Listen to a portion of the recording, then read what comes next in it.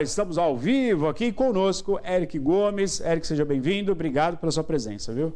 Imagina, Neto, eu que agradeço mais uma vez. Boa noite. Hoje é o Bruno e a nossa amiga Isso. Ana. O Bruno e a garota Ana. Garota, moçoila Ana, né? Maria hoje está lá no Cimesp, né? No nosso evento, tá lá cobrindo o evento no Cimesp. Exatamente. E obrigado pelo convite mais uma vez. Vamos lá.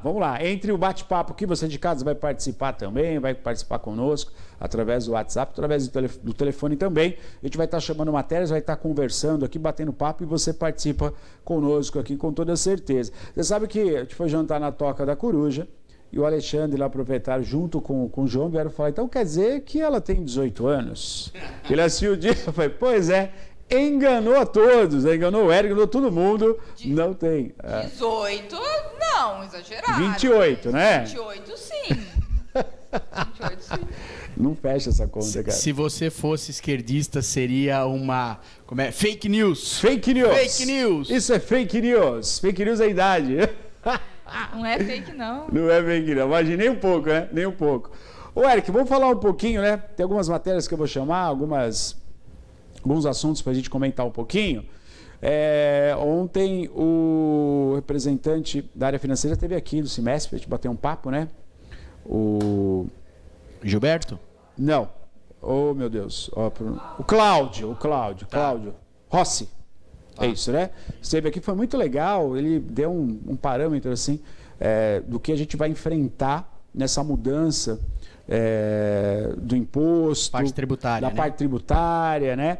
Então a gente meio que navegou por esse lado aí, que é tudo muito novo, né? Tudo muito esperado, só que é tudo muito novo, né, Eric? 100% novo, Neto, e hoje em dia, né, todos nós sabemos que tudo é feito através de sistemas, né, nas empresas. As próprias empresas, estamos falando aí de grandes grupos, TOTUS, SAP, eles estão totalmente perdidos. Porque a partir de 1 de janeiro de 26 já deveria entrar essas novas, não é o IVA, né? Tem os dois nomes lá, mas Sim. a gente conhece como IVA, né?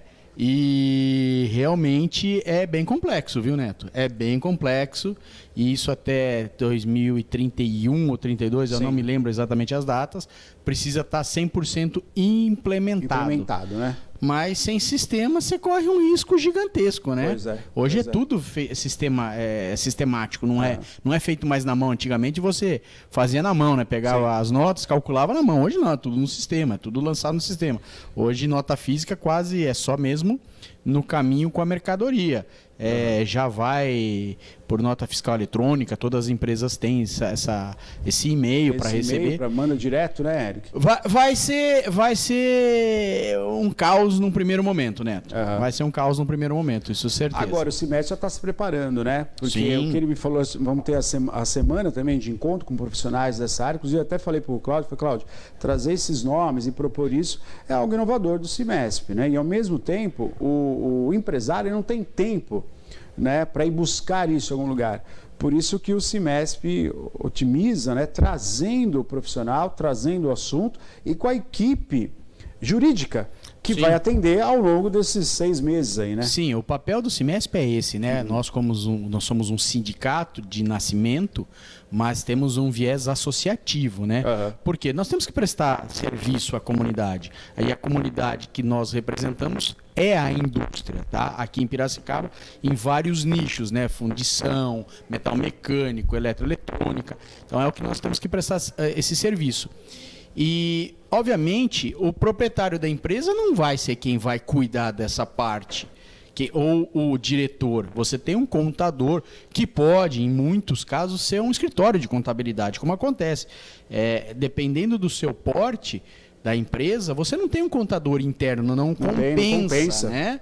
E aí você tem que ter um contador que agrega várias indústrias, ou seja, não só a metal mecânico, mas uma papeleira, mais uma revendedora de bebida, e cada um tem os seus trâmites, o seu rito, porque cada um tem um tipo de imposto, uma tabela de imposto, quantos por cento é cobrado, você tem que pagar na fonte, você tem que fazer uma antecipação de impostos, principalmente hoje, né? Não sei como vai ficar essa questão na parte tributária nova, no novo sistema tributário, que realmente eu também estarei para aprender o que vai acontecer.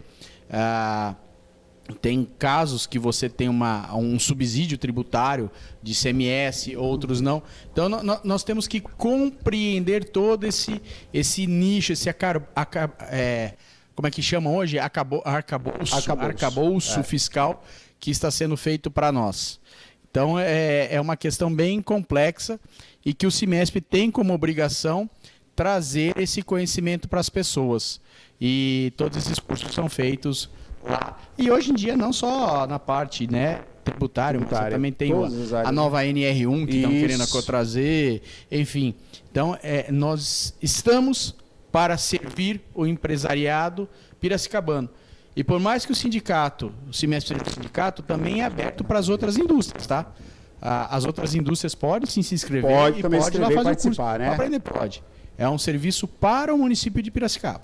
Isso é muito importante. E região, né? E região, com toda certeza. Vai ter uma mudança, então, bem forte nesse sentido, e o CIMESP ele se prepara trazendo. Eu vou colocar o cartaz, aliás, nós tivemos confirmação, inclusive, uma pessoa escreveu para nós, vem de Campinas para participar. Vem de Campinas. Você vê que a demanda ela é nacional. É nacional. Né? Quando você tem a oportunidade de discutir esse assunto, o pessoal vem de fora, né? É nacional. Ontem eu estava conversando com uma pessoa que a esposa é advogada em São Paulo, que vir participar. É importante. Gente, informação é sempre importante. Obviamente, cabe a você absorver essa informação e adaptar ao seu negócio, ao seu comércio, à sua indústria, à sua distribuidora, enfim. Você tem que adaptar ao seu mundo. E isso é de extrema importância, conhecimento. E qualquer que seja, tá? E não só do CIMESP, das outras entidades também que prestam esse serviço aqui no nosso município.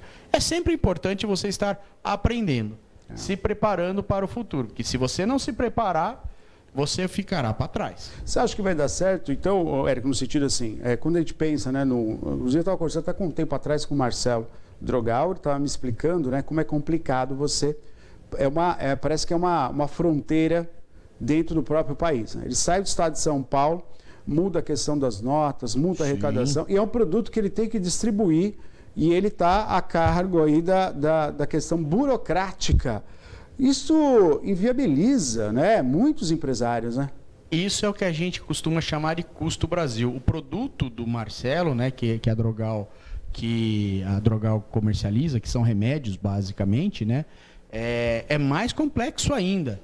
E isso nós temos que até dar parabéns à Drogal, que hoje é a maior rede de farmácias do interior paulista, uma empresa familiar, começou aqui em Piracicaba, né? Já tem mais hoje de em Minas, 400, né? Em Minas tem mais de 400 lojas, mas o trabalho que eles fazem é um trabalho gigantesco.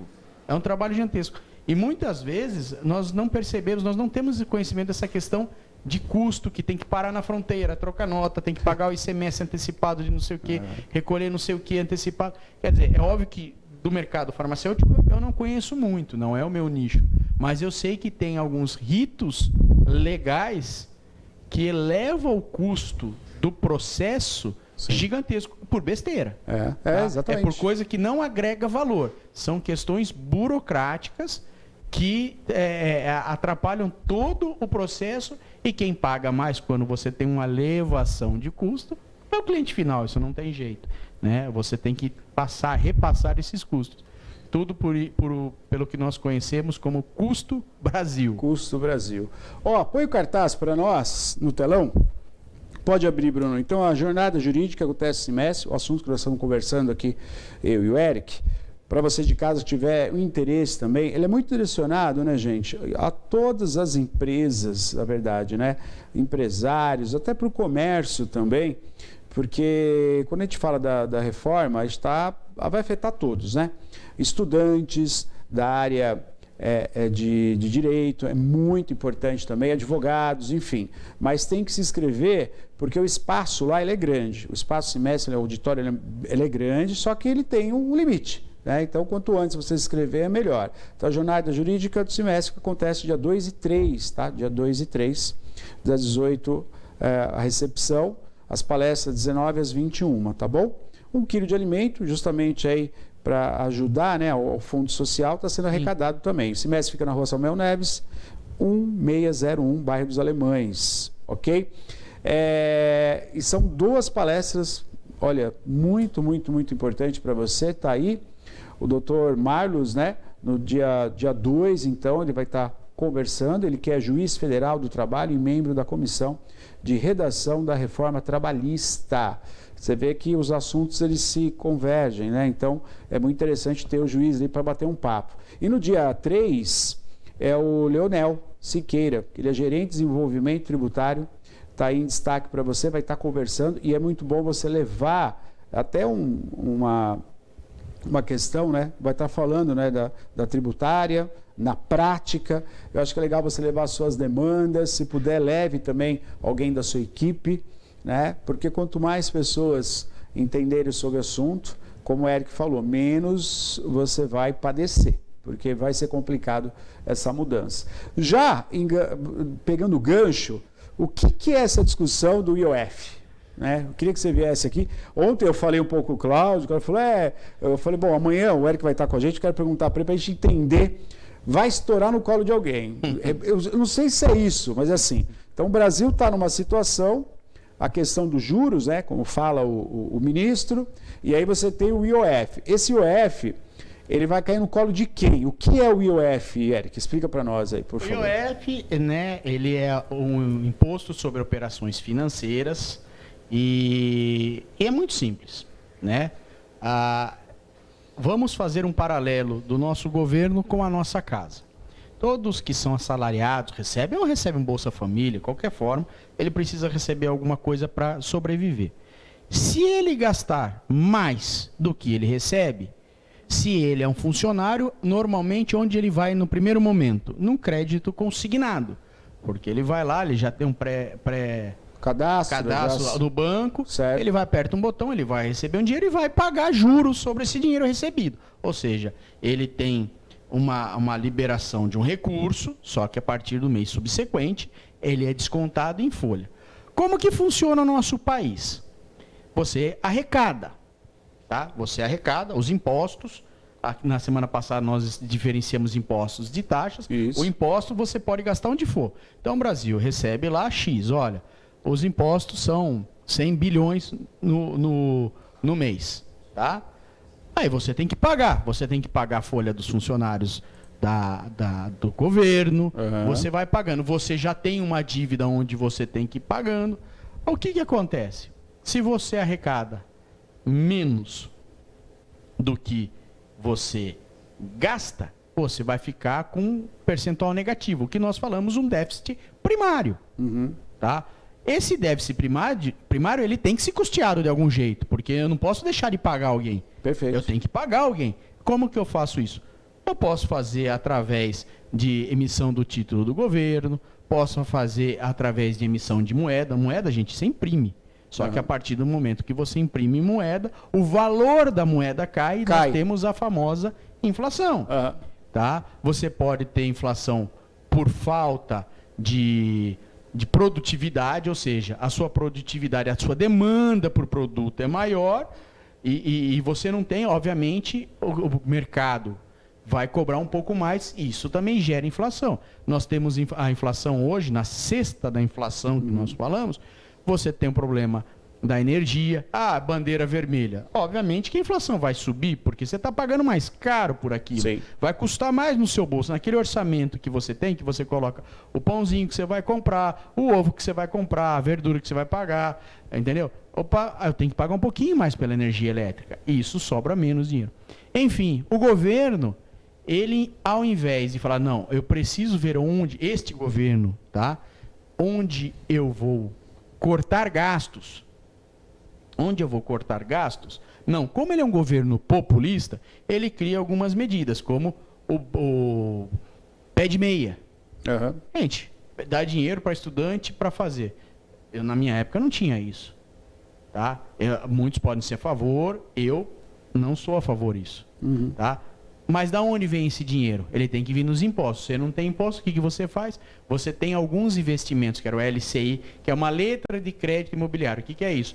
Você emite uma letra de crédito para construir imóveis, seja para baixa renda, para média renda, e o letra de crédito agrícola, que era o LCA, que não eram taxados, porque você está... Alimentação, todo mundo tem que comer, gente. Agora o governo inventa que quer colocar o IOF. E algumas operações, onde você tinha um patamar de 15%, ele quis elevar. Ou seja, ele quer receber mais. É a mesma coisa que você chegar para o Bolsa Família e falar, não, meus 640 e poucos reais que eu recebo não está servindo, eu quero receber 700 reais. Ele impor. E a gente sabe que não funciona assim. Obviamente, o Brasil é um dos países que mais arrecada impostos no mundo, né? E nós não temos o retorno. Tem países que a gente paga mais? Tem. Mas aí você tem uma saúde boa, você não paga escola, você tem uma segurança de primeiro mundo, aquela que você pode andar na rua a hora que for, que não vai sofrer nada. Não é o caso do nosso país. Então, este governo, ele tem um costume de gastar mais e busca arrecadação. Ele tem que buscar arrecadação, porque senão a conta não fecha. Se a conta não fecha, é igual o que aconteceu com a dona Dilma Rousseff, onde o que ela fez? Não fechava a conta, ela fez algumas manipulações na contabilidade, que a gente chamou de pedalada fiscal. Se foi correto ou não foi correto o trâmite de impeachment, eu não estou aqui para discutir isso, tá? Mas foi o que ela fez. E o governo vai aumentando a sua dívida.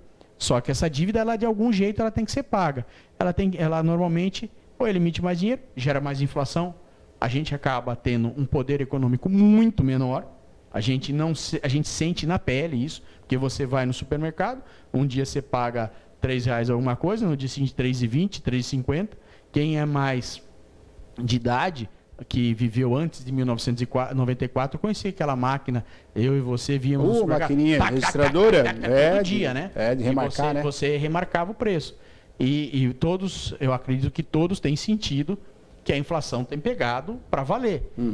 E esse governo, infelizmente, ele ainda tem, no meu entender, um viés errado, que cada vez que a popularidade dele cai, ele inventa alguma coisa para dar mais dinheiro para a população e, obviamente, os bancos se assustam. O mercado financeiro se assusta, por quê? Porque ele está gastando mais. E aonde que ele vai buscar dinheiro? Pode ser no Tesouro Direto, que a gente conhece, quem conhece, e pode ser nos bancos. Só que os bancos têm um limite para emprestar. Então, ele prefere emprestar para o governo, porque ele não vai tomar calote, e aí o custo para nós, seres mortais, é mais caro. E aí a taxa cada vez mais alta. Porque a gente fala que hoje nós estamos numa taxa básica de juros de 15% ao ano. Mas essa é a taxa básica. Não acha que você vai no banco e pegar 15%. Hoje, para vocês terem uma ideia, uma taxa de crédito consignado num banco de primeira linha, o que é um banco de primeira linha? Aqueles bancos que eles mais conhecem. Sim. Tá? É 40% ao ano. Ao ano? Ao ano, ou seja, em 2 anos a tua dívida dobra. Basicamente. Aí para segurar isso aí... Você não consegue pagar. Você não consegue pagar. Você não consegue pagar, é impossível pagar, gente. Ninguém não consegue. Você não consegue pagar. Infelizmente, hoje no país... Isso eu estou falando de crédito consignado. Se você for para cartão de crédito e cheque especial, é 100% no ano. É 115%. Ela dobra, ela no ano. Então, assim...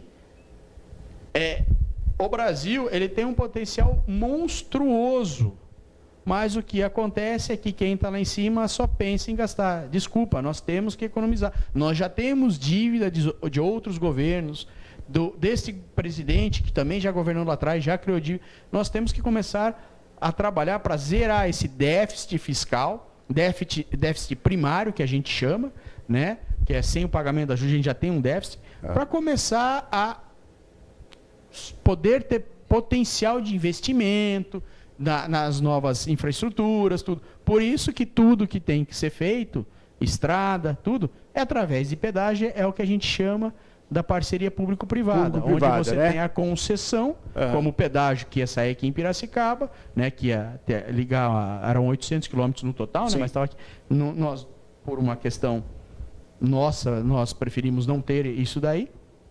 Você tem que fazer com o quê? Com o dinheiro da iniciativa privada. E como que é os juros deles, vamos dizer? É o pagamento do pedágio. É onde eles recebem a contrapartida. Onde eles vão receber a contrapartida. Sim, é o custo. Ô, Eric, hoje saiu a informação na fala do governo, não sei se a Ana consegue até puxar aí, que o governo autorizou não mais 27% de álcool na gasolina, mas agora 30% de álcool na gasolina, né? Sim. Isso, de certa forma, vamos falar da nossa região, Canavieira, né? Isso vai ajudar diretamente os empresários aqui da nossa... que tem cana, que trabalha com álcool. Sim. Você acha que isso vai ser bacana? Isso ajuda muito as usinas, né?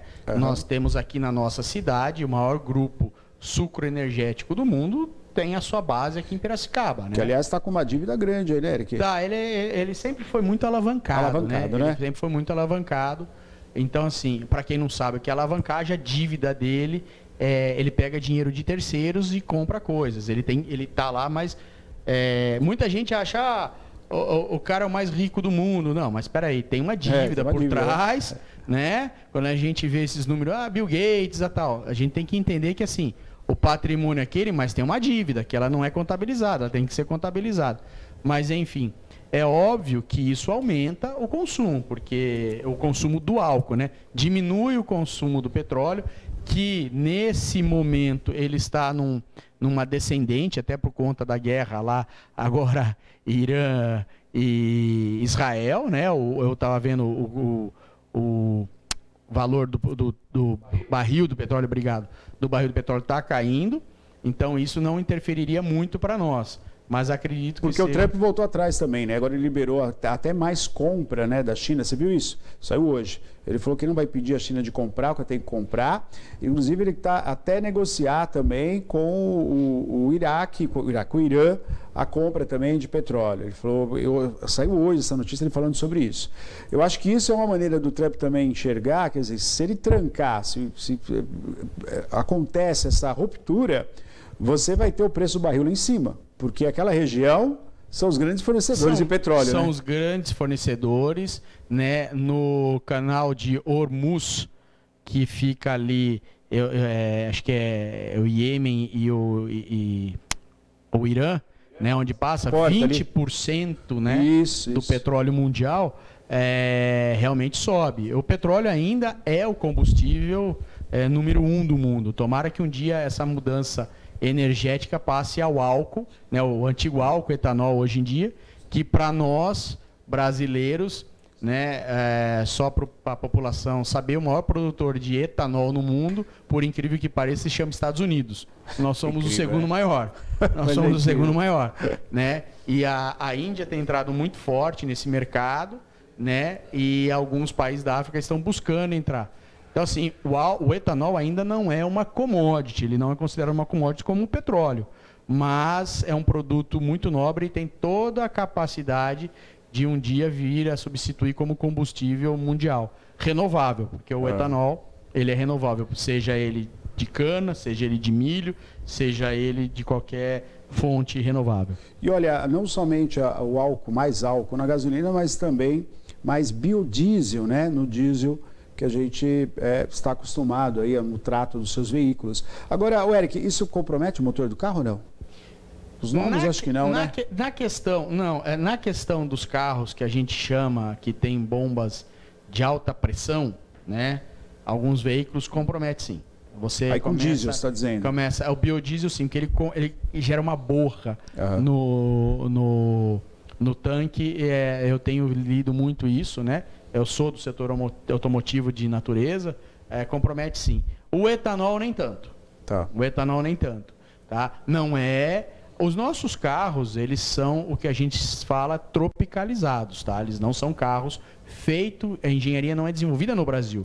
ele é tropicalizado no Brasil. No que vem isso? Vem lá o sistema da bomba injetora e é adaptado da Europa, ela é trabalhado para isso. E o álcool é muito mais corrosivo que a gasolina. Olha, agora os Estados Unidos, quantas gasolinas tem? Só para gente ter uma ideia, porque aqui a gente tem a aditivada, a comum, a batizada que ninguém quer pôr, né? Que já aqui são vários postos que acabam sendo fechados porque a gasolina é batizada. Essa é cria nossa, gasolina batizada, né? Então a gente tem o álcool, obviamente, né? O diesel, claro, né? Os dois tipos, 3, eu acho que são de diesel.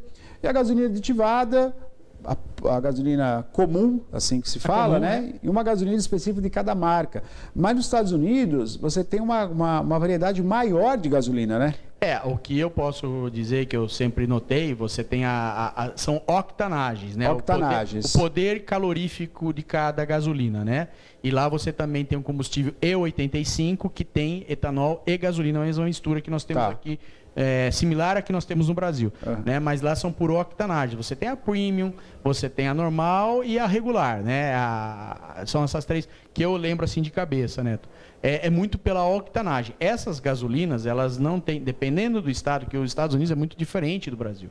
Os Estados Unidos, cada estado rege a sua lei. Aqui isso não, é melhor? Funciona melhor? Tá? Eu acredito que sim. Eu acredito sim, porque cada país, cada estado tem uma necessidade. A gente não pode comparar o estado de São Paulo com o estado de Roraima. A gente não pode comparar Rio Grande do Sul com o Piauí. São outras realidades, são outras realidades, são outras questões, são outras necessidades de desenvolvimento.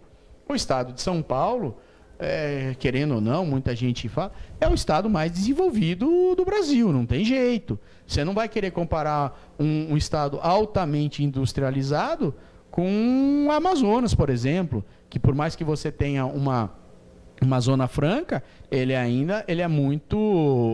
não é desenvolvido como o nosso estado, né? E com relação à gasolina, essas gasolinas premium, que você tem a octanagem lá, regular, e a outra que eu não vou lembrar o nome, elas são gasolinas puras.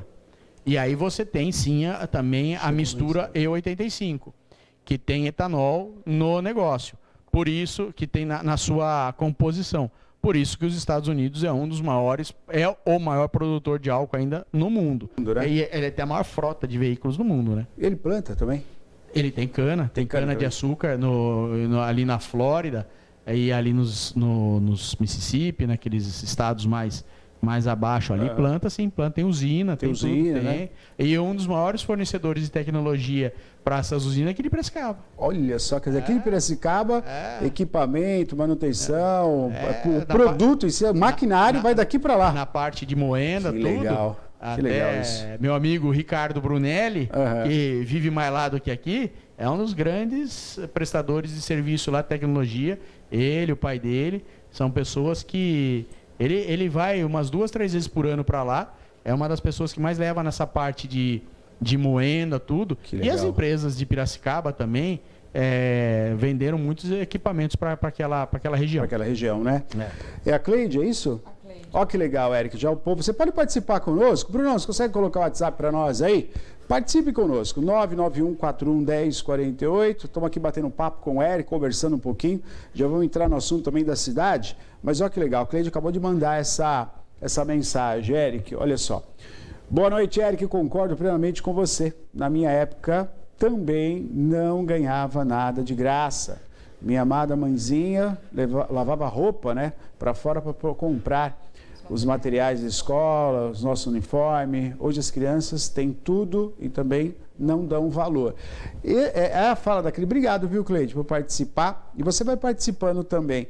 Voltando um pouco nesse conceito de o que se ganha e o que se conquista, né?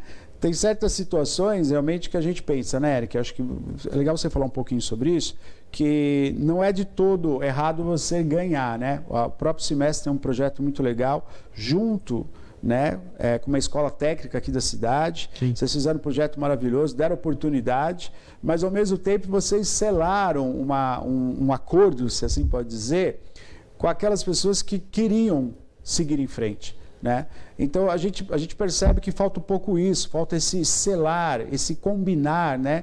Algo que você talvez ganhe, que você não tem oportunidade, e às vezes é isso mesmo, a gente não alcança a troca da lâmpada, né? A gente precisa de um banco, precisa de um apoio, precisa de alguém ou de uma instituição que nos apoie.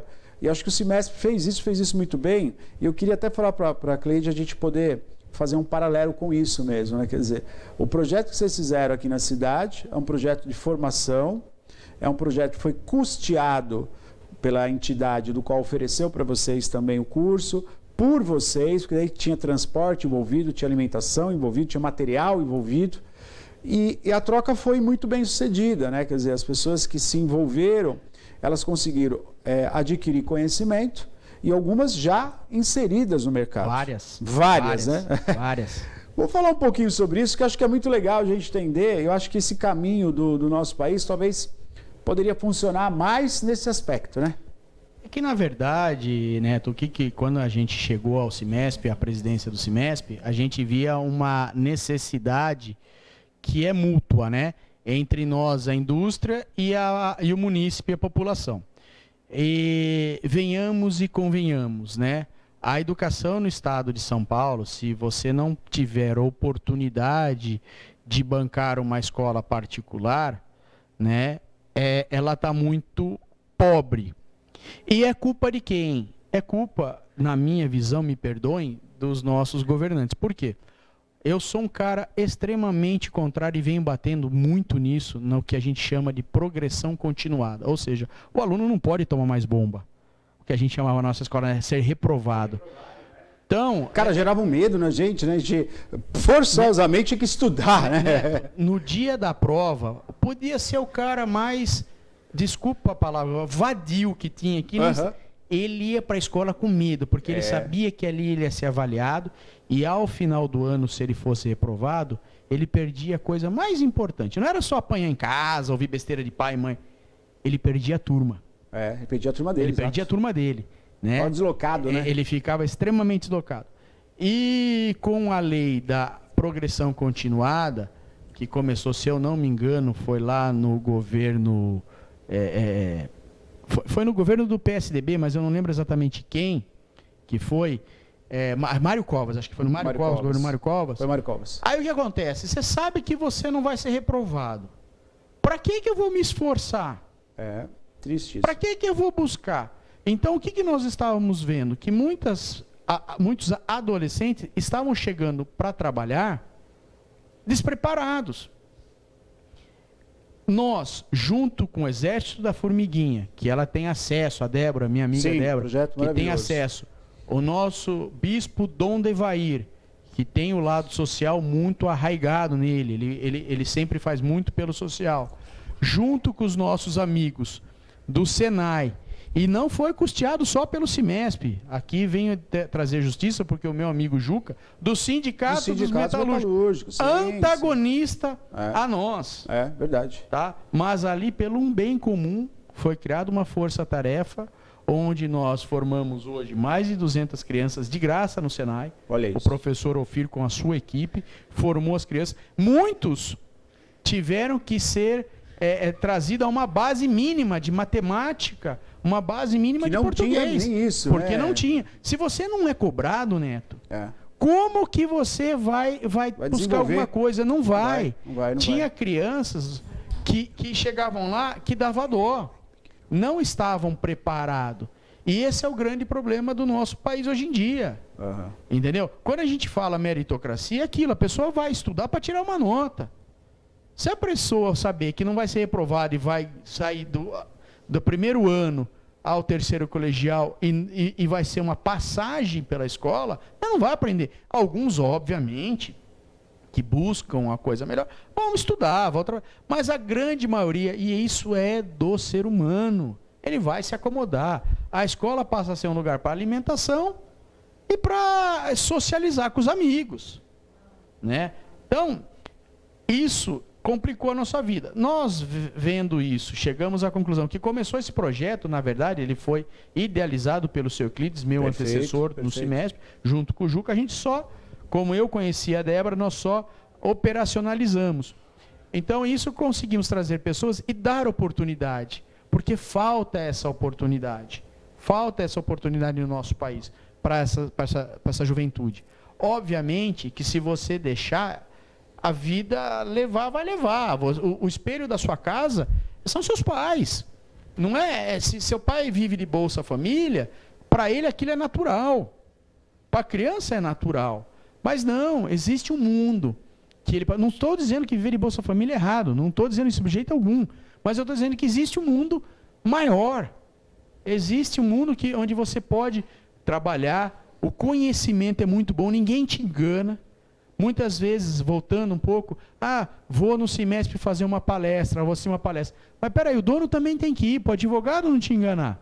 Certo. Porque a gente acha que todos os advogados, todos os médicos sabem tudo e não sabem. Não sabe, né? Claro. Então claro. você tem que ter uma mínima base para poder discutir, arguir com essas pessoas. E aí é onde nós tivemos a oportunidade, junto ao Senai, a Zé da Formiguinha, a Diocese e o nosso amigo Juca, do Sindicato dos Metalúrgicos, proporcionar às crianças uma educação de primeiro mundo, porque o Senai e o SESI, eles são muito bem preparados e formam profissionais de excelente qualidade. Isso é importante para nós como país. E é isso, né? A formação, quando você fala, né? E eu tive oportunidade, nós fizemos uma matéria também com algumas pessoas que foram atendidas, né?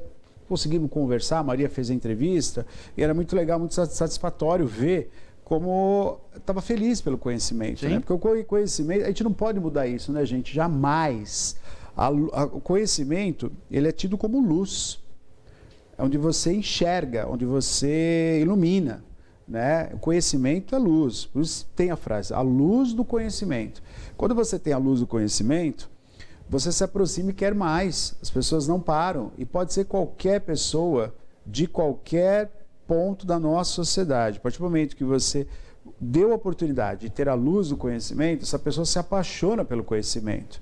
É diferente de você ter esse trato, que é um trato abaixo da miséria que a pessoa necessita. Hoje, como hoje eu falei, morreu uma pessoa na Rua do Porto. Sim, de frio, né? De frio. Quer dizer, essa situação é uma situação que ela está aquém dessa possibilidade. Mas não podemos parar só no assistencialismo. Nós temos que ter o assistencialismo, tem que ser assistida, como foi o projeto? O projeto também entregou cesta básica.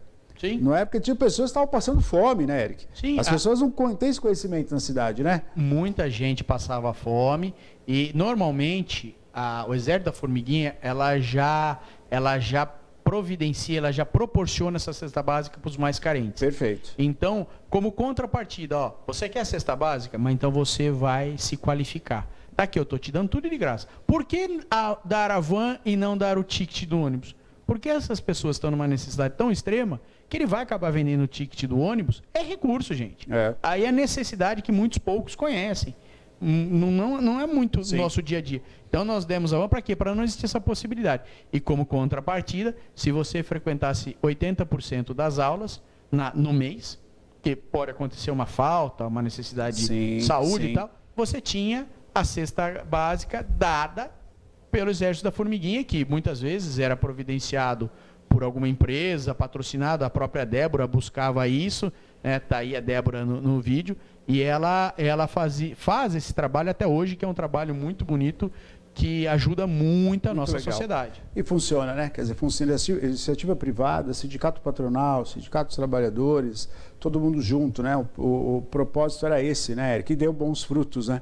Deu bons frutos, né? Oportunidade para todos, né? Era o antagonismo junto. O antagonismo junto, né? Por Piracicaba. Isso. E olha, não sei se todos conhecem o Juca é um homem extremamente sério. Sim. Defende muito a categoria dele. Sim. É até injusto porque ele é o dobro do meu tamanho, de vez em quando eu vou discutir com ele é duro, mas é um grande amigo, é um cara que luta muito pela categoria. Piracicaba, eu não sei se muitos sabem, mas ela é a 8ª melhor cidade do estado de São Paulo para se fazer negócio no metal mecânico. É isso mesmo. Por quê? Porque existe essa interação entre os dois sindicatos. Nós compreendemos que não existe empresa sem colaborador e não existe colaborador sem empresa. É uma simbiose que precisa existir, Neto. E hoje, já de alguns anos, né? Não é no meu mandato, obviamente, mas isso já vem de alguns mandatos, né? Já compreendemos isso, mas também temos que seguir uma economia mundial, porque Piracicaba não compete simplesmente com outras cidades, com outros estados, né? É como eu disse. É mundial, né? Na Flórida, no Mississippi, você tem engenharia numa empresa piracicabana. Você tem equipamentos numa empresa piracicabana lá. Hoje, a nossa concorrência é com o mundo. Então, se a gente começa a ficar muito fora de valores, você não vende. Nós não somos o governo que eu falo assim, não, você tem que comprar pelo preço que eu quero. Não, eu vou ter concorrência. O meu concorrente vende, que seja da China, seja da Indonésia, seja da Itália, seja da Alemanha. Obviamente, você concorre.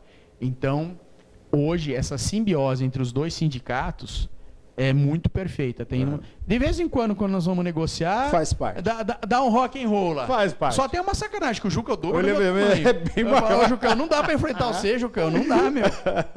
Ele é bem maior. Nós estamos ao vivo, vai participando conosco. Nós vamos falar um pouquinho, né? Você tocou num assunto muito interessante, a gente já vai abordar, só que eu quero primeiro ler o que o Rodrigo está falando. Nós vamos falar ainda sobre essa questão aí você falou, o governo compra. O governo vai lá, compra, tem que paga, coloca o imposto, acabou, ponto e vírgula, né? Então, uma característica muito ruim que é essa questão de você ter a licitação para comprar. E essa licitação é embasada no mais barato, o governo compra, né? E aí tem uma série de coisas aí, até para a gente falar um pouquinho sobre isso. Vamos voltar com o Rodrigo lá de São Pedro, mandou para nós. Ele está falando, você está sabendo do golpe da panela, Eric? Você está sabendo disso aí? Olha, há muito tempo atrás, a minha esposa caiu quase no golpe da panela aqui em Piracicaba, ali perto do centro, né? Ela veio me contando, deu risada, a gente deu risada. Eu não sei se é o mesmo. Não, é o mesmo, é a mesma patifaria. Eu não sei. É a mesma patifaria, ó. O Rodrigo falou, minha sogra caiu no golpe da panela ano passado. E em São Pedro, o pessoal, os amigos lá do Ciclo do Tubinho, eles vieram me contar, falaram, Neto, uma mulher aqui parou uma picape bonita, com a caçamba cheia de coisa. Ela falou, olha, eu estou vendendo umas panelas, porque fechei minha loja e tal. E por fim era o golpe da maquininha. E a própria maquininha acusou código 5 para passar o cartão. Então aqui em Piracicaba está tendo muito, sempre teve, mas voltou agora e voltou forte. Eles abordam as pessoas no estacionamento no mercado. Eu estou com esse jogo de panela, já vendi tudo, eu estou com esse jogo aqui, você não quer comprar? Você leva o faqueiro, te dou o faqueiro. E aí você fala, pô, tá barato mesmo, né? E você entra nessa lábia e acaba caindo no golpe. Então o Rodrigo falou que a sogra caiu também, mas levou as panelas pelo menos, né? Pelo menos ficou com as panelas, né, Rodrigo? Porque é duro, viu? É complicado.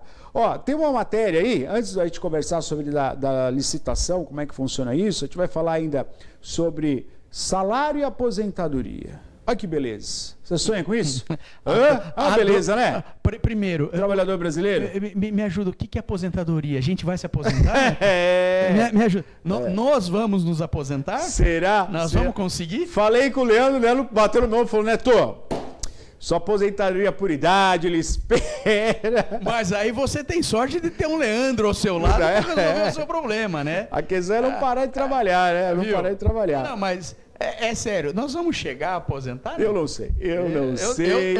Eu tenho minhas dúvidas, eu já preciso começar a fazer com o Leandro, fazer as contas, que outro dia eu falei, Leandro, eu já tô colaborando há 35 anos, né? Não dá os 95, mas eu preciso começar a falar com ele, viu? É melhor eu me aposentar agora ou temer pelo filho? Meu Deus do céu. Ou deixa rolar. Ó, vamos falar do orçamento? Aqui em destaque para você, ó, orçamento participativo 2025, essa é da Maria, né?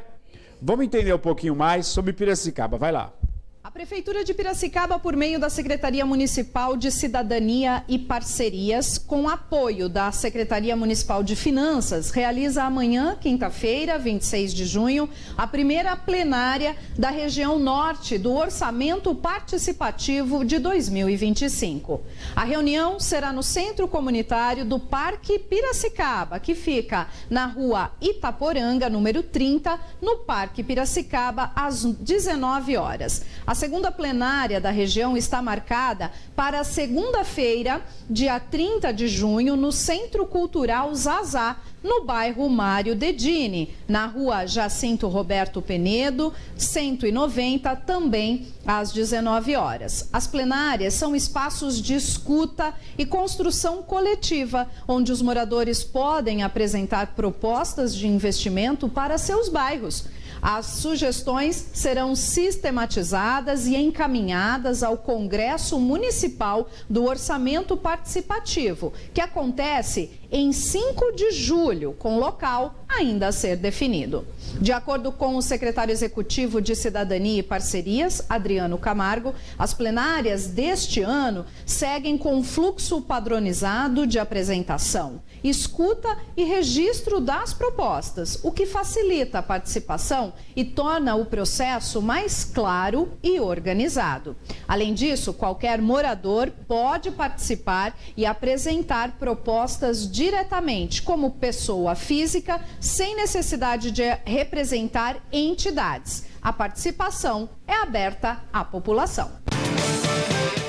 Aberta à população tem que participar. Ô, Eric, você acha que é tão importante? A gente traz isso daqui, né, através aí da mensagem, né, da Maria, da reportagem da Maria, para a população participar, né, Eric? Tem que participar, né? Porque se não participar, depois não pode reclamar, depois né? Não reclama. Depois não reclama. Muita é o ponto, gente né? não participa, tá lá, a prefeitura está abrindo, estamos aqui para ouvir vocês. Participem. E se o pessoal não for falar, depois é fácil jogar pedra na vitrine, né? Mas quando estava lá a vitrine aberta para você ir lá e participar, não foi. Eu acho que é um trabalho muito legal da prefeitura. Já faz alguns anos que tem, né, o orçamento participativo. E você vai lá, porque ninguém melhor do que você que mora no seu bairro sabe as suas necessidades, sabe o dia a dia.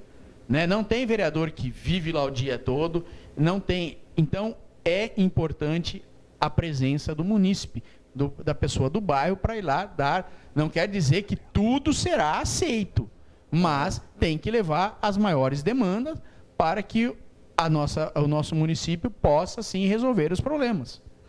Você acha que no âmbito, por exemplo, estadual, deveria ter também, né, um orçamento participativo do Estado também, a presença da população junto, né? Porque mais que você tenha deputados que nos representem e você tenha as secretarias, né, do Estado próximas de alguma forma, a participação da população é essencial, porque daí, acima de tudo, compreende o que está acontecendo também, né, Eric? Mas nós somos o Estado. A população é o Estado. Entendeu? O Estado é só um aglomerado que está uma pessoa, mas eles têm que servir as cidades. E óbvio que deveria nos escutar, não só através dos nossos deputados. Obviamente, eles estão lá, eles são eleitos para nos representar. Mas Piracicaba, por exemplo, você tem 2 deputados. Tá? E, óbvio, eles não conseguem ouvir toda os nossos cidadãos, não tem jeito. Então, seria, sim, importante ser pessoas representativas de bairro, de cidades, de regiões, das regiões metropolitanas, vamos assim dizer, pegar algumas pessoas dessas cidades e ser ouvido. Sim, né? sim. É extremamente importante, porque o dinheiro é nosso, nós que pagamos imposto. Claro. Esse dinheiro tem que retornar, a gente sabe como é o melhor modo de retornar. Ninguém melhor do que nós para saber disso. E outra coisa agora, mudando de pato para ganso... Você está sabendo que tem um movimento lá no federal, dos deputados federais, que querem colocar a aposentadoria, né, manter, porque assim, até então, para você que está em casa entender, quando um político ele continua, ele vai ser reeleito, né, tem deputado lá que está não sei quantos anos trabalhando. Ele se aposenta depois de um tempo, bem melhor o tempo que você, trabalhador, simples trabalhador como eu. Então, o deputado, ele trabalha X anos lá, não sei se é 12... Antigamente eram 2 mandatos, né? Ele poderia ser... 2, estou falando de 8 anos. 8 anos. Antigamente, acho que após 8 anos, se eu não estiver enganado, após 2 mandatos, ele poderia se aposentar. Não sei como está hoje o regimento interno, mas o que eu lembro era isso. Parte dos deputados está achando que isso é injusto, que eles se aposentam e vai continuar trabalhando, então eles querem ter a aposentadoria e mais o salário. E aí, levando em consideração o salário, não é como um trabalhador que, quando se aposenta, continua trabalhando, paga o INSS, mas não tem o afastamento, não tem o salário não tem nada disso. Ele já está recebendo a aposentadoria. A aposentadoria. Correto? Que é, exato. E por que os deputados agora vão ter essa oportunidade de ter a aposentadoria e mais o salário? Vamos chamar de oportunidade porque não foi votado ainda. Porque nós estamos no Brasil. É brincadeira, né? Desculpa, gente, mas não dá. Infelizmente, o Brasil ele é muito similar a uma monarquia, onde você tem um rei, tem vários duques e alguma coisa que acham que o Brasil é deles. Infelizmente é isso. E o pior, somos nós que os colocamos lá. Uhum. Somos nós. Exatamente porque nós temos casos, eu tive 2 casos na empresa, que eram pessoas aposentadas, né? E tinham câncer, tiveram câncer, já faleceram essas 2 pessoas. E aí eles não poderiam receber por afastamento. Eles trabalharam com câncer, mas pararam. Eu, como empresa, continuei pagando o salário dele porque foi uma deliberalidade minha. Falei, não, são pessoas que ajudaram com os... Mas senão eles iam passar necessidade, Neto. Olha que absurdo. Eles iam passar necessidade. E não conseguir pulsar, a aposentadoria deles não iam manter. Não mantém, Neto. Câncer é caro. São remédios caros. Entendeu? Tem doenças aí que o pessoal acha, e esse é um problema da juventude, que tem um probleminha, ele pede para ser mandado embora, para receber o fundo de garantia, 6 meses de desemprego e depois acha outro emprego. Só que esse fundo de garantia vai ser a poupança dele lá na frente. Esse dinheiro, quando você envelhece, é remédio de pressão, é remédio de ácido úrico, é remédio de sei lá o que. Gente, vai envelhecendo, o custo vai subindo da vida. E não tem jeito. E, infelizmente, a aposentadoria hoje, se você não paga o teto, ela em média, aí o Leandro poderia nos dizer melhor, né? Mas eu acho que uma aposentadoria média no Brasil é R$3.000, R$3.500, entendeu? É complicado, o teto chegou a 8 mil, mas a grande parte mas para você chegar no teto, você tem que ter contribuído o teto a vida inteira. Não tem isso, não existe isso. Não tem como, entendeu? Tá aí, ó, a Câmara pode abrir para nós, matéria do UOL para nós, estamos falando sobre isso. A Câmara propõe liberar acúmulo de aposentadoria e salário para deputados. Para você entender, resumindo a matéria, assim, o deputado então que já é aposentado e foi reeleito, ele vai ganhar aposentadoria mais o salário. Você sabe quanto vai onerar os cofres públicos para isso? Sabe o valor que vai ser se caso isso for aprovado? Detalhe, quem vai aprovar ou não aprovar são eles mesmos. Sim. Você podia ter esse dom de... Hoje a minha empresa ela vai receber esse mês. Seria bom, né? Seria ótimo, né? Não seria maravilhoso? Esse poder de decidir. Hoje eu quero... nós mesmo, quando você está numa empresa e você é um dos acionistas ou proprietário, hoje eu quero receber tanto. Vou tirar tanto do caixa da empresa. Mas seria tão fácil se o mundo fosse assim, né, Neto? O problema é que o legislando em causa própria, né? Então, é muito complicado. É muito complicado. Eu quero ler um pedaço aqui. Pode falar, Eric. O Brasil está passando por um momento dos nossos políticos complexo demais, para o meu gosto. Acho que a corda já esticou demais. Pode abrir para nós. Deixa eu ler uma parte da matéria da UOL aqui, até para a gente comentar. A mesa diretora da Câmara dos Deputados apresentou nesta terça-feira, foi dia 10, um projeto-lei que instiga a proibição de acúmulo de aposentadoria como parlamentar com salário de cargos eletivos, seja federal, estadual, enfim, né? O cara que se ele foi federal e vai ser estadual, ele vai continuar recebendo se caso esse projeto for aprovado, né? Distrital ou municipal. O texto assinado pelo presidente da Casa, o deputado Hugo Mota, republicanos, e pelos representantes do PL, PP, União Brasil, PT, PSD e mesa diretora. A mesa diretora da Câmara de Deputados apresentou nesta terça-feira, acho que é o mesmo texto aqui, né? Seletivo federal, enfim. O projeto propõe alterar a lei, né, de 97, que criou o atual regime de previdência dos deputados e senadores. Eu queria saber quanto que isso vai custar aos cofres. Não está dizendo aqui, né? Passou? Não está dizendo. Não está. Ana... Aonde, Ana? Aqui? Não informou o impacto. Não informou o impacto. Mas você reparou Mas vai doer, a pancada vai doer. Você reparou uma coisa? Se você puder voltar um pouquinho, eu acho que pela primeira vez... um pouquinho, isso aí, ó. Pela primeira vez você vê PL e PT juntos. Apoiamos. Eu acho que uma das poucas vezes mesmo, viu, Eric? PL e PT junto, entendeu? Foi assinado, né? Mas, ó, é aquilo, né? A gente tem que ficar sempre ligado, né? Quem vota a favor do aumento, né, do próprio salário, quem vota a favor do aumento, aumento não, nesse caso aqui, desse projeto, quem é que vai votar a favor das duas, ter a aposentadoria e ter o salário? Em realidade do país, se a gente fosse, sei lá, se fosse a Inglaterra, né? Se a gente fosse a Islândia, enfim, países onde, né, o Mônaco, tudo bem, mas não somos. Talvez lá, os políticos de lá, relativamente, ganham até menos que os nossos políticos. Ganham menos e lá isso não ocorre, tá? Lá existe uma ética. O nosso deputado federal, os deputados estaduais agora, eles ganham relativamente bem, tá? Eles ganham relativamente bem. É óbvio que há municípios, Neto, onde... Eu cito Piracicaba. Piracicaba, no mandato passado, um orçamento de 3,2 bilhões, que foi esse ano, mas o ano passado foi 3 bilhões, o prefeito ganhava 14 mil reais. Isso bruto. Mas peraí, é uma pessoa em 432 mil avos, entendeu? Eu acho relativamente baixo para a responsabilidade dele. Mas um deputado, não. Um deputado ganha 40 e poucos mil, ele ganha quase o teto. Que vai a 70 com toda a estrutura que ele ocupa, né? Você tem um teto, né, constitucional, que, se eu não me engano, hoje o teto é dos ministros do STF, né? Antigamente no estado era o governador, acho que foi alterado, né? E o governador, o que ele faz por politicagem? Principalmente nós tivemos um governador aqui que falava, eu não aumento o meu salário. Tudo bem, ao não aumentar o salário dele, os professores não tinham aumento. Os por escala, né? É uma escala onde você as pessoas que não entendem isso. Que você prejudica os outros. Mas uma coisa é aumento de salário, a outra é acúmulo de benefício. Sim. Aí E é o que mais... O que mais onera realmente é isso. Os benefícios, porque aí é um subterfúgio que o brasileiro usa para fazer essas emendas, né?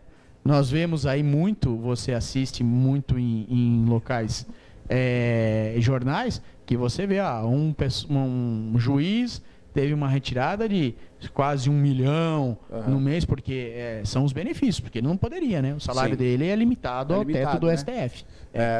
Em escala, para o pessoal entender, vai escala. Quando aumenta lá, vai escalando. Aqui em Piracicaba fizeram uma lei para não aumentar.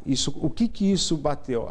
A grosso modo, as primeiras vistas, agradou a população. Então não vai aumentar nem o salário do prefeito, nem o salário dos vereadores. E depois a gente viu o que aconteceu, por exemplo, com a categoria dos médicos. Sim, porque ele está limitado. Os médicos começam a trabalhar aqui. Não. Sim, Águas de São Pedro, por exemplo, paga mais. Ganha mais. Exatamente. Menos atendimento. Algumas coisas que o pessoal precisa entender. O prefeito, ele é único. É uma pessoa e tem uma responsabilidade gigantesca. Sim. Entendeu? Então, o que ele ganhava, e isso impacta em toda uma, vamos dizer assim, numa cadeia de pessoas. O funcionarismo público não pode ter aumento, o médico vai embora porque ele é concursado, ele fala assim, eu largo o concurso aqui e vou para São Pedro, vou para Rio Claro, que está pagando mais, e aí quem fica sem atendimento somos nós, a população. E aí a população tem vereador aí que vive em postinho, batendo na porta, fazendo, mas o cara é humano também. Não estou dizendo que todos trabalham com vontade, mas muitos, eu já fui muito bem atendido em alguns postos. Eu sou sempre bem atendido. Eu já fui em alguns postos de saúde, ali na Vila Resende, muito bem atendido. Sim. Entendeu? Então, assim, é óbvio, você vai 3 horas da manhã, é um pouco mais moroso, é uma emergência que você está lá, né? Mas... ele está vinculado, o salário dele atrelado ao do prefeito. Ao do prefeito, né? É complicado isso aí. A gente vai para o intervalo, tem mais matérias aqui para a gente comentar. A gente vai vendo as matérias, vai comentando, e você de casa participa conosco também, através do WhatsApp. Vamos fazer um intervalo, o Eric vai beber uma água também. Logo depois do intervalo, a gente já volta, já mostrando mais situações aí no nosso país. Vamos falar sobre a brasileira que infelizmente perdeu a vida, né, num trágico acidente, numa localidade bonita, mas totalmente despreparada para uma emergência. E a gente vê o quanto a nossa defesa civil, o quanto os nossos bombeiros, o quanto o nosso país tem um preparo para o turismo de emergência, né? Também uma emergência durante o turismo, né? A gente viu algumas situações que aconteceram aqui, as pessoas foram salvas justamente porque tem uma equipe técnica preparada. Olha, que falamos dos deputados, vamos ver tá no ponto aí? Vamos ver um resumo da Alesp. A Alesp tem, eu sempre gosto de trazer aqui, que a gente acompanha os deputados que nos representam, né? Hoje temos 2, né? O Alex 2 hoje e a professora Bebel. E quando eu trago sempre um resumo da Alesp, que acho que é muito importante, né? Você sabe que aqui eu já entrevistei, o Telhada já veio 2 vezes aqui. Sim. Né? Já participou com Coronel, né? Coronel Telhada, né? Telhada, né? Hoje federal, o filho está lá também, o filho está como deputado. Eu sempre trago que é sempre de muito bom entendimento, né? E eu até falei para o Telhada, Telhada, eu gosto muito dessa questão distrital. Eu acho que isso iria funcionar. Até quero saber a sua opinião também, se você concorda ou não. Algumas pessoas, amigos, não concordam, né? Tu não é assim, a pessoa é deputada é para o estado inteiro, deputado federal é para o país. Mas eu acho que o distrital ele funciona nesse reconhecimento da localidade. Daí eu quero saber até a sua opinião sobre isso. Bom, vamos ver a matéria da Alesp. Vai lá. Chegou a hora de conferir os principais acontecimentos desta semana na Assembleia Legislativa de São Paulo. Os parlamentares aprovaram 3 propostas em sessão extraordinária. No dia seguinte, mais 12 projetos de lei foram aprovados, tratando de temas como segurança pública, inclusão social, sustentabilidade e defesa do consumidor. A Comissão de Relações Internacionais se reuniu para definir o plano de trabalho e discutir 4 itens em pauta. A Comissão de Ciência e Tecnologia analisou diversas propostas. Uma delas cria o selo de conformidade digital, certificando empresas que seguem normas de segurança da informação e proteção de dados. Na Comissão de Atividades Econômicas, os deputados debateram 7 itens e ouviram o presidente da Associação Paulista de Apicultura, Érico Pouser, que falou sobre os impactos da influenza aviária. Por fim, o plenário Juscelino Kubitschek foi palco de uma homenagem a pastores e pastoras do estado. O evento, solicitado pelo deputado Marcelo Aguiar, contou com a presença do deputado federal Marco Feliciano e líderes religiosos de várias regiões. Esses foram os destaques da semana na Alesp. Caso dos deputados estaduais. É muito interessante te mostrar para a população, né? A gente sabe que tem o canal da Alesp, mas quando eu trago para dentro do programa, Eric, que eu acho muito importante a gente começar a entender o que faz os nossos deputados. Né? Não quais são os atributos do deputado. Não. O que os nossos deputados estão fazendo. Sim, né? sim. Então, obviamente, que eu trago assuntos pertinentes do deputado Alex, que é daqui, e a deputada Bebel. Mas eu trago de todos, né, para esse entendimento. Mas e aí, eu quero saber a sua opinião. Você acha que o político devia ser distrital? Eu eu não acho. Eu tenho certeza que seria melhor. Tá? Porque o que acontece, Neto? Hoje... explica o que é distrital para quem está em casa. Distrital é o seguinte, tem algumas regiões onde os candidatos têm que ser dali para representar aquela área. Hoje a gente fala que deputado é o estado inteiro. Mentira. Mentira, porque muitos deputados que são lá do oeste do nosso estado não vêm para cá. Não conhece o Não oeste, conhece aqui. Né? Você tem que conhecer a sua região. Obviamente, há deputados que trabalham várias cidades, mandam emendas para várias cidades, porque no pinga-pinga de 100 votos aqui, 1000 votos ali, ao final consegue fazer 60, 70 mil votos e se reelege, dependendo do partido que está. Mas por exemplo, posso falar claro. Uma explicação sua? Aqui nós tivemos um número interessante de votos em um parlamentar que foi eleito, que ele nunca veio aqui. Não sabe nem quem é, eu nem sabe onde fica Piracicaba. Votou por uma questão talvez ideológica, né? E aí funciona também, por exemplo, eu vou eleger um deputado porque ele falou um assunto que eu acho legal, mas ele não está atrelado à região.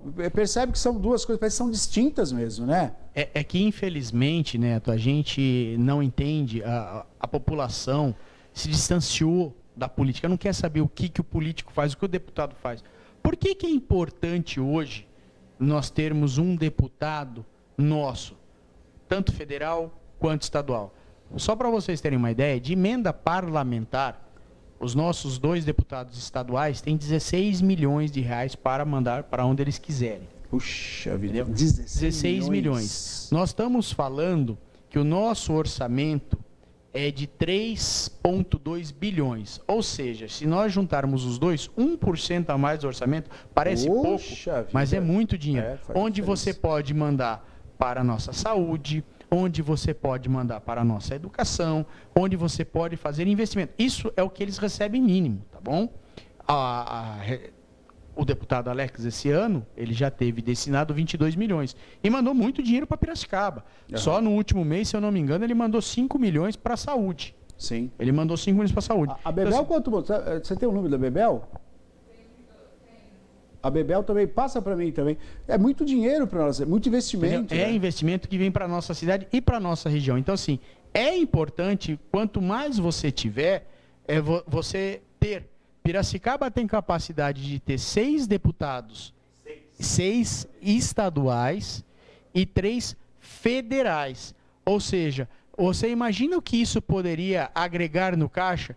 Nós poderíamos escapar de algumas taxas, porque esse dinheiro viria, e esse dinheiro é nosso, tá? Porque quando você paga imposto de renda, você manda, quando você lá é um trabalhador, que você tem um desconto lá, você vê sua alíquota, ele vai lá para a União. Bate lá em Brasília, né? Lá, e aí voltaria para nós. Quando você compra um produto que tem ICMS, esse dinheiro vai para o Estado, uma parte fica no município, mas uma parte vai para o Estado e volta em emendas parlamentares.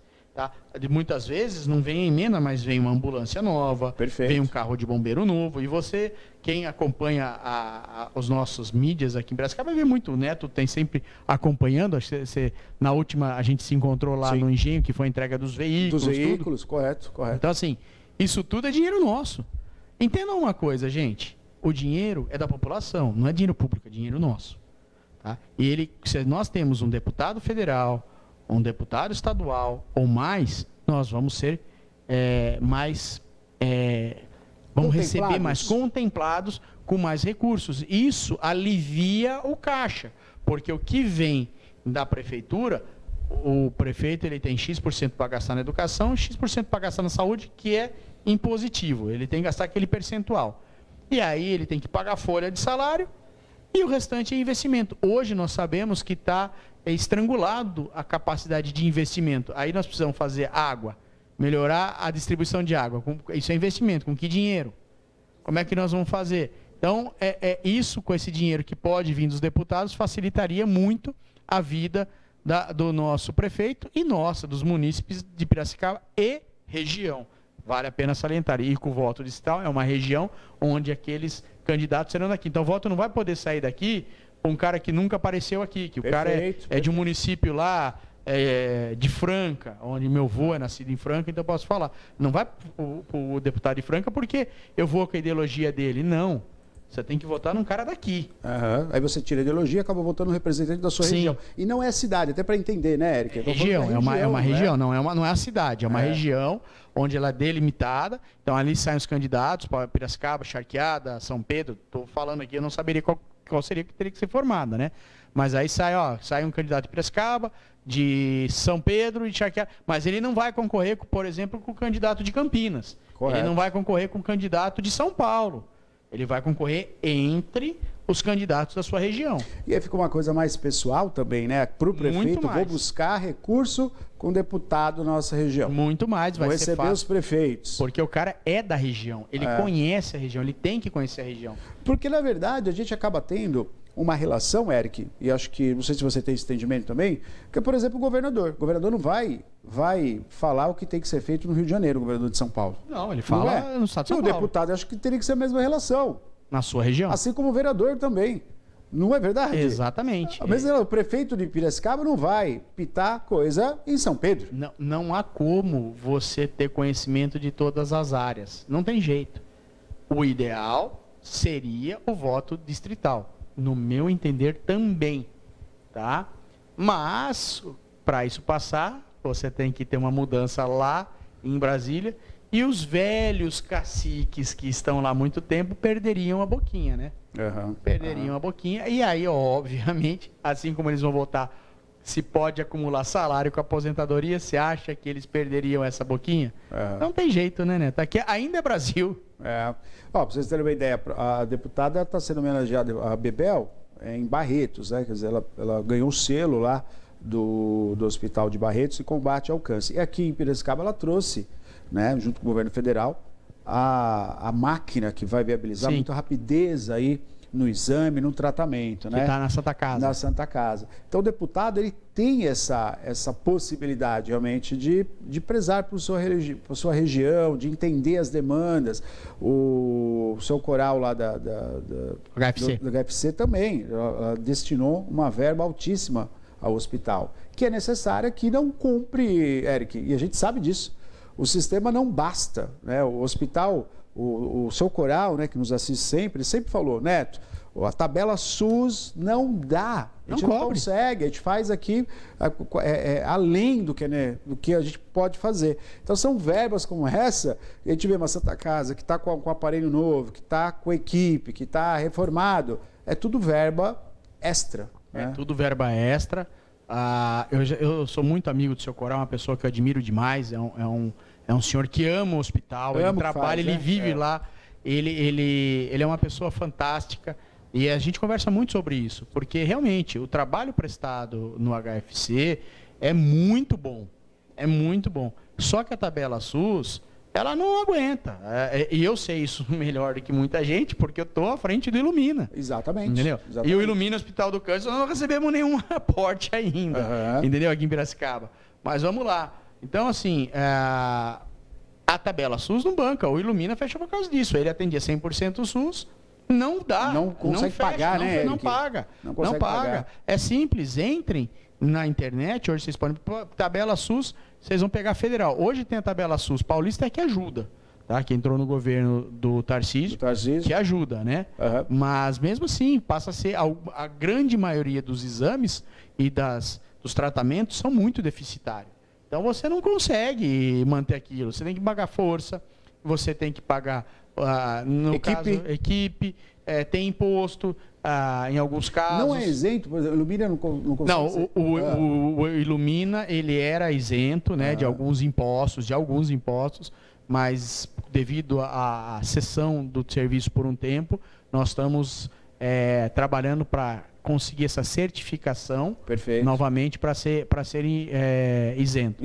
Então, essa é uma das questões que ainda está travando a volta integral do hospital. Ele voltou uma parte, devemos estar aí em mais algum tempo, 1 ou 2 meses, se Deus quiser, fazendo a eleição definitiva, onde eu deixo de ser o interventor, né? Aí vai ter uma diretoria posta, funcionando mesmo, e trazer 100% ele funcionando para a população de Piracicaba e região. Isso que a gente chama de trato ideológico do bem, né? Quer dizer, você tem uma determinação que vamos fazer a coisa acontecer. E se não fosse pelos empresários, a gente não teria de volta essa... Se não fosse pelos empresários, o Ilumina já tinha ido embora. Certeza. O Ilumina já teria ido embora. E porque a gente fala, o pessoal pergunta, mas como o Ilumina vai embora? É simples, gente. É uma associação onde você faz uma eleição, o dono direciona para onde quiser os equipamentos. O hospital, o prédio não sai, mas os equipamentos é de uma associação. Mas foi doado com dinheiro público. Foi doado.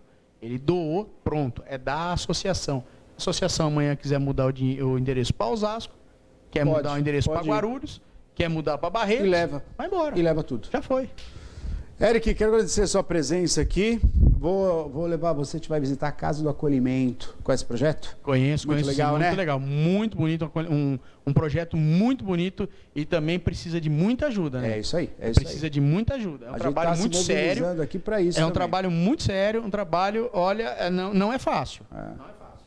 E é necessário, né? Ali está do lado do Hospital Fornecedores, mas tem a Santa Casa, tem o Hospital Regional, que deveria ter uma casa como essa também. A gente vai lutar para isso, né? Eric, obrigado aí pela sua presença mais uma vez. Imagina, Neto, eu que agradeço a todos os telespectadores, o pessoal que interagiu com a gente. Obrigado à equipe e muito bom estar aqui com vocês. E semana que vem vamos estar com o vereador aqui, Renan Paes. Renan Paes estará conosco aqui, né? Renan Paes do PL. Estava na chapa do Alex, eu conheço o Renan. Nós tivemos em algumas caminhadas, passeatas juntos. Vai estar aí conosco também, respondendo as demandas e mostrando os projetos também como vereador. Sim. Valeu, Eric. Obrigado, viu? Eu que agradeço.